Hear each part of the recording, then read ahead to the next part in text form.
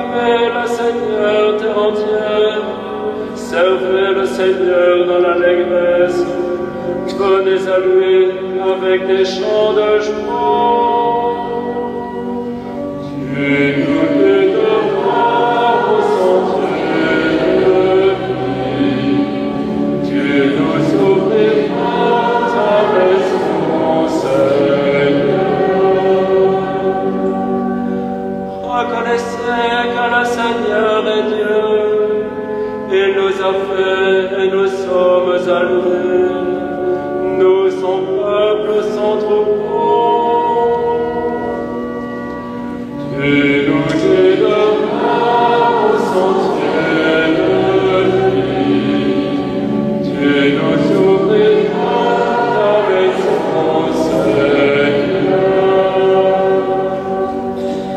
Oui, le Seigneur est beau, éternel est son amour, sa fidélité demeure d'âge en âge.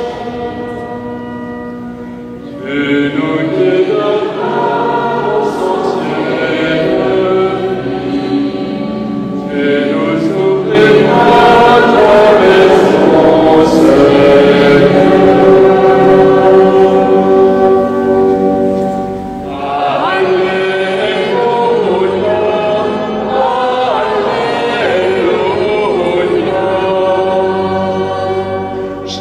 Mon pasteur connaît ses brebis, et ses brebis le connaissent, pour elle il a donné sa vie. Alléluia,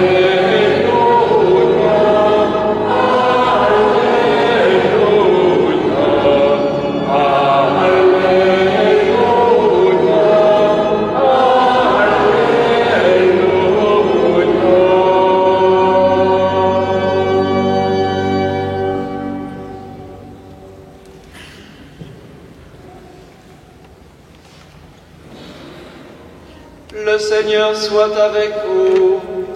Et avec votre esprit. Évangile de Jésus-Christ selon saint Jean. Gloire à toi, Seigneur.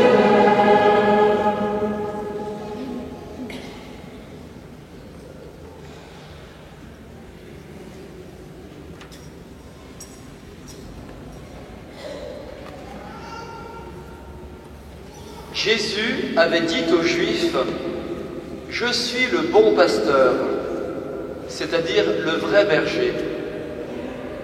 Il leur dit encore « Mes brebis écoutent ma voix. Moi, je les connais et elles me suivent. Je leur donne la vie éternelle. Jamais elles ne périront. Personne ne les arrachera de ma main. Mon Père, qui me les a donnés, est plus grand que tout, et personne ne peut rien arracher de la main du Père.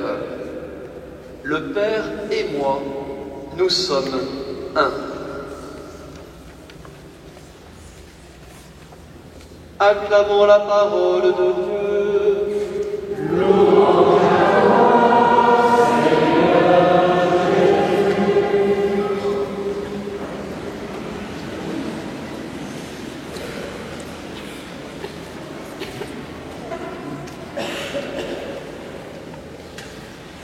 Nous avons la joie avec un certain nombre de paroissiens qui sont ici de rentrer depuis hier de Rome, mission qui était portée par la communauté de l'Emmanuel dans le cadre de l'école de charité de mission chaque année.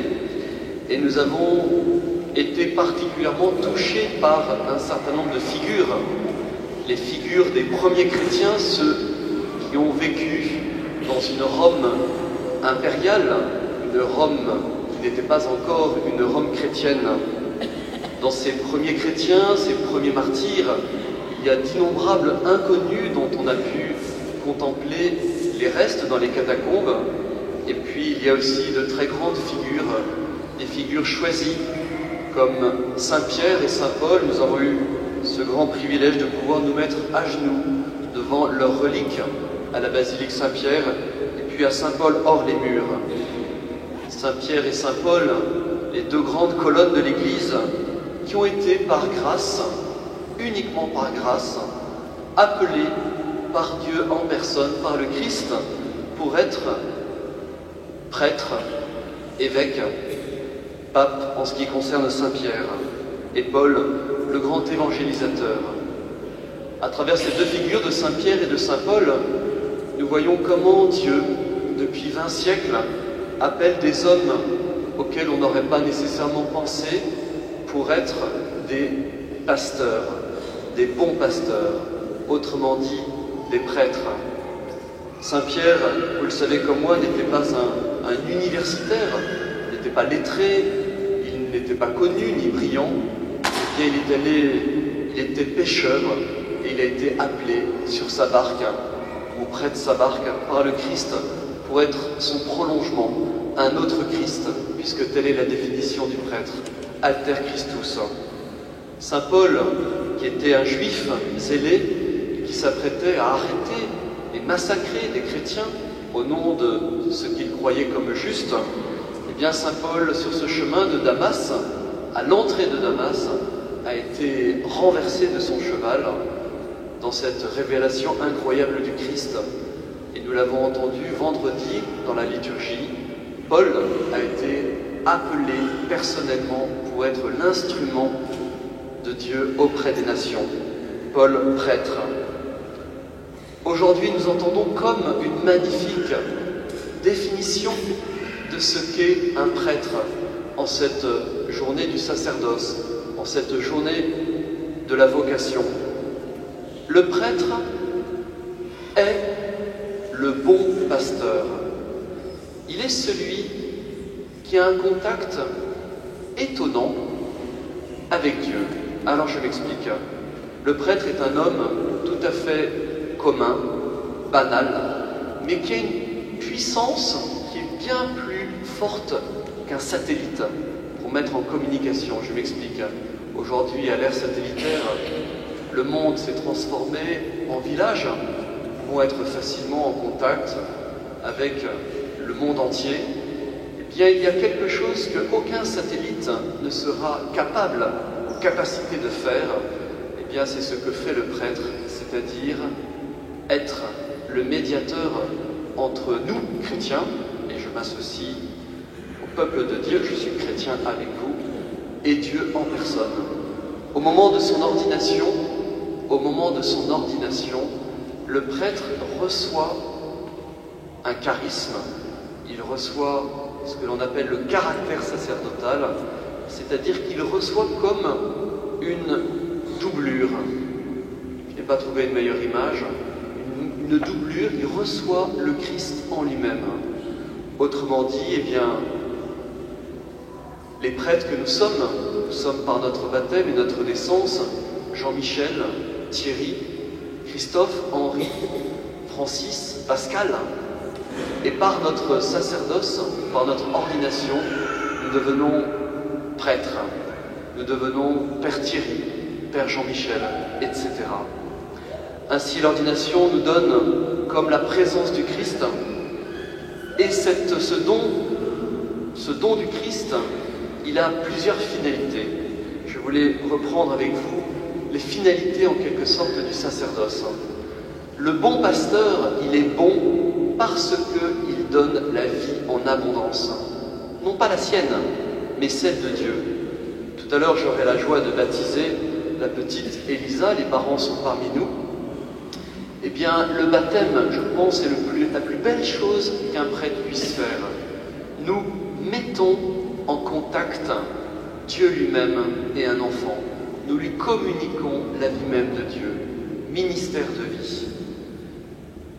À travers la miséricorde, à travers la confession, nous effectuons un ministère magnifique, un ministère de canal de grâce.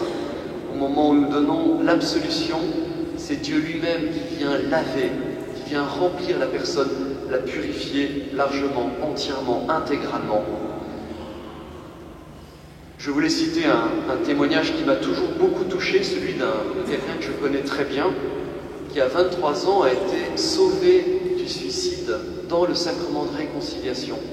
Au moment où le Christ, au moment où le prêtre lui donnait la parole d'absolution, il a été comme guéri de sa souffrance qui le portait à la dépression et au suicide.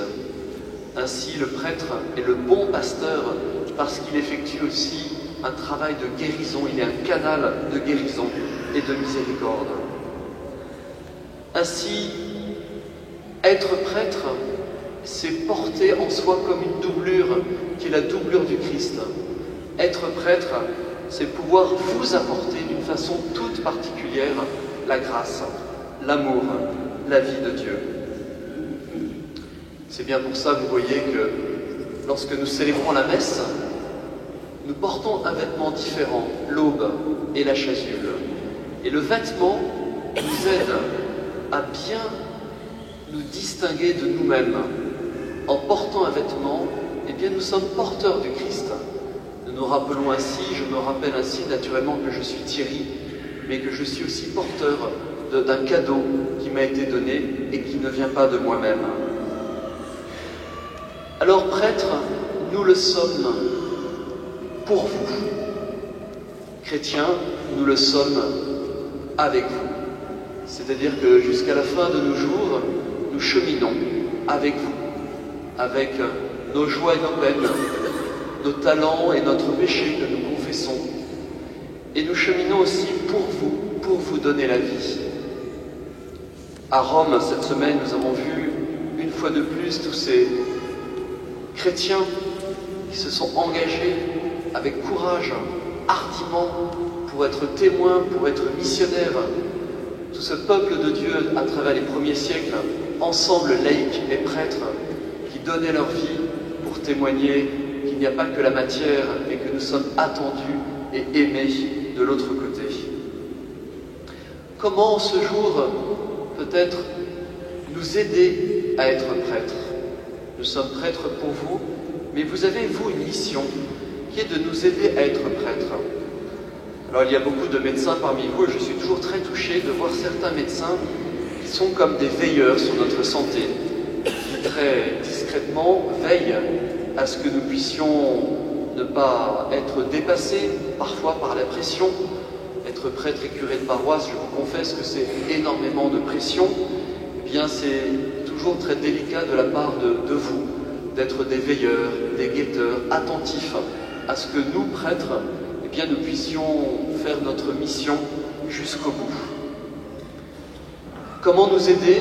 Eh bien, c'est aussi dans vos familles à parler de l'Église et de vos prêtres avec bienveillance, afin aussi que parmi vous, des vocations puissent s'éveiller, se lever, pour que le terrain soit favorable à ce que Dieu, mystérieusement, dans son secret, appelle tel ou tel à devenir prêtre. Être prêtre, être appelé à être prêtre, c'est la vocation des familles. Comme vous le savez, ce ne sont pas nos enfants, puisque nous n'avons pas, qui seront prêtres. Donc ce seront les vôtres. Et donc je compte sur vous pour parler avec bienveillance, pour prier en famille, pour dire du bien des prêtres, pour donner envie à vos jeunes d'être prêtres. Enfin, vous pouvez aussi nous aider à être prêtres, eh bien, en gardant la bonne distance. Nous sommes prêtres, nous sommes aussi vos pères. Au moment de notre ordination, eh bien, nous avons reçu cette mission aussi de vous apporter la paternité. Cette paternité qui est mise à mal en ce moment où notre monde contemporain tente malheureusement de gommer les différences, la paternité, la maternité, la masculinité, la féminité. Eh bien, nous sommes vos pères et nous le revendiquons. Aidez-nous ainsi à être non seulement vos prêtres, mais aussi vos pères. Je pense que la formule « Père Thierry » ou « Mon père » est une formule en réalité qui nous aide beaucoup et qui, en ce qui me concerne, me rappelle la prêtrise et cette paternité que je suis chargé de vous communiquer. Frères et sœurs, eh bien, en ce retour de pèlerinage à Rome, nous avons vu tous ces chrétiens, laïcs et prêtres, engagés au péril de leur vie, dans la mission, dans la fidélité au Christ, Je vous invite à prier aujourd'hui particulièrement pour que notre communauté chrétienne puisse engendrer des prêtres pour vous servir, pour servir vos enfants, vos petits-enfants, vos arrière-petits-enfants. Amen.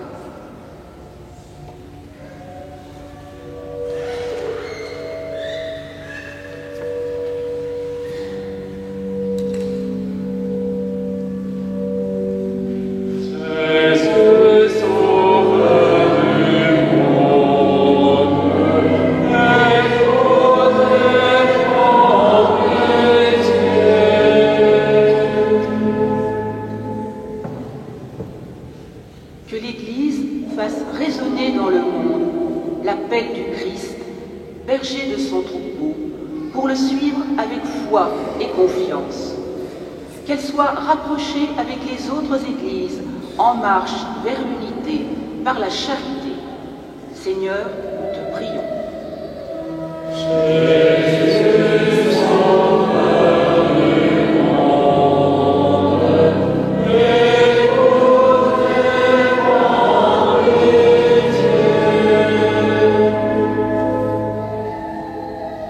Que les missionnaires de l'Évangile, papes, évêques, prêtres, aient la même audace que les apôtres qui la répandaient sur les chemins du monde, qu'ils dressent la table de la parole et du pain aux communautés chrétiennes.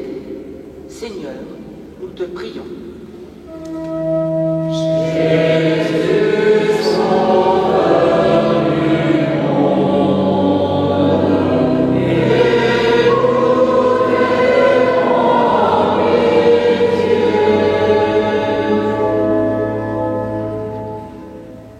Que les jeunes qui hésitent à prendre l'engagement de marcher à la suite du Christ soient soutenus par les prêtres qui ont répondu joyeusement à l'appel du Christ dans leur jeunesse et témoignent de la fidélité de Dieu. Seigneur, nous te prions.